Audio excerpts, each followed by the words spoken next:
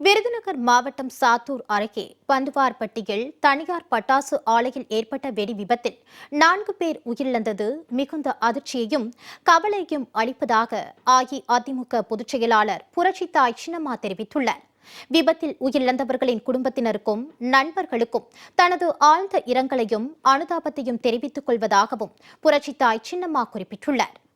அஇஅதிமுக பொதுச் செயலாளர் புரட்சித்தாய் சின்னம்மா எக்ஸ் வலைதளத்தில் வெளியிட்டுள்ள செய்தியில், விருதுநகர் மாவட்டம் சாத்தூர் அருகே பந்துவார்பட்டியில் உள்ள தனியார் பட்டாசு ஆலையில் வெடிமருந்து கலவையின் போது ஏற்பட்ட வெடி விபத்தில் 3 அறைகள் இடிந்து தரைமட்டமாகியதில் பணியில் இருந்த 4 நபர்கள் உயிரிழந்திருப்பதாக வரும் செய்திகள் மிகவும் அதிர்ச்சியையும் கவலையையும் அளிப்பதாக குறிப்பிட்டுள்ளார். தமிழ்நாட்டில் குறிப்பிட்ட ஒரு சில மாவட்டங்களில் செயல்பட்டு வருகின்ற பட்டாசு தயாரிக்கும் தொழில் நிறுவனங்கள், குடோன்கள் ஆகியவற்றில் விபத்து ஏற்பட்டு அதில் ஏழை எளிய சாமானிய தொழிலாளர்கள் உயிரிழப்பது தொடர்ந்து நடந்து வருவது கவலையை அளிக்கிறது. திமுக தலைமையிலான அரசு இதுபோன்ற உயிரிழப்புகளை தடுக்க எந்தவித நடவடிக்கையும் எடுக்காமல் வேடிக்கை பார்த்து வருவது மிகவும் கண்டனத்துக்குரியது என்று புரட்சித்தாய் சின்னம்மா தெரிவித்துள்ளார். திமுக தலைமையிலான ஆட்சி பொறுப்பேற்றது முதல் தமிழகத்தில் பட்டாசு ஆலைகளில் 38க்கும் மேற்பட்ட வெடி விபத்துகள் ஏற்பட்டுள்ளதாகவும் அதில் 110க்கும் மேற்பட்டவர்கள் உயிரிழந்திருப்பதாகவும் அதிகாரப்பூர்வ தகவல்கள் தெரிவிக்கின்றன. திமுக தலைமையிலான ஆட்சியில் பட்டாசு தொழிலாளர்களின் பாதுகாப்பு என்பது மிகவும் கேள்விக்குறியாகிவிட்டது.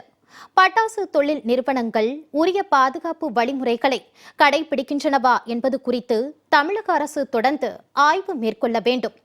தமிழக அரசு அவ்வாறு முறையான ஆய்வுகளையும் கண்காணிப்புகளையும் சரிவர செய்திருந்தால் இதுபோன்று தொடர்ந்து பட்டாசு ஆலைகளில் வெடி விபத்து ஏற்பட்டு உயிர்களை இழந்திருக்க மாட்டோம்.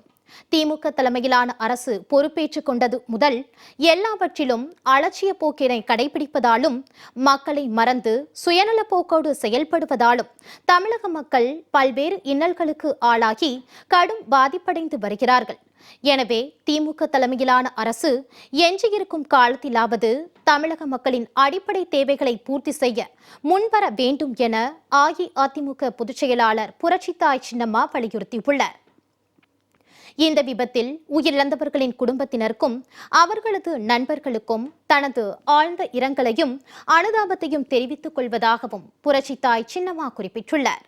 விபத்து ஏற்பட்ட இடத்தில் கட்டிட இடிபாடுகளில் வேறு யாரேனும் சிக்கியிருக்கிறார்களா என்பதை கண்டறிந்து அவர்களையும் விரைந்து மீட்க வேண்டும்.